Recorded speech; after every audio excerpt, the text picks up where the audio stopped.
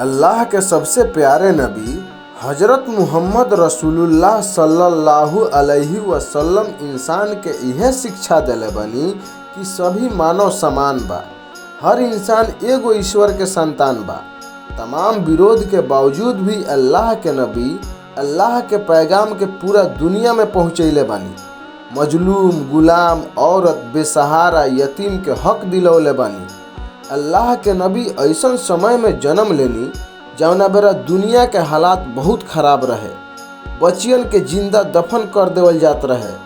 विधवा औरतन के साथ बुरा सलूक होत रहे। छोट छोट बात पर तलवार निकल जाए, खून के नदी बहे लागे। इंसानियत शर्मसार होत रहे। जब अल्लाह के नबी के ये धरती पर जन्म भइल तो अल्लाह के रहमत बरसे लागल। धरती खुशी से झूमे लागल। इंसान हैवानियत छोड़ के इंसानियत के रास्ता पर चले लागल। हर इंसान के अल्लाह के नबी के रास्ता पर चले के चाहिए। जौन इंसान अल्लाह के नबी के रास्ता पर चलेला ओकर दीन आ दुनिया दोनों बनल रहेला।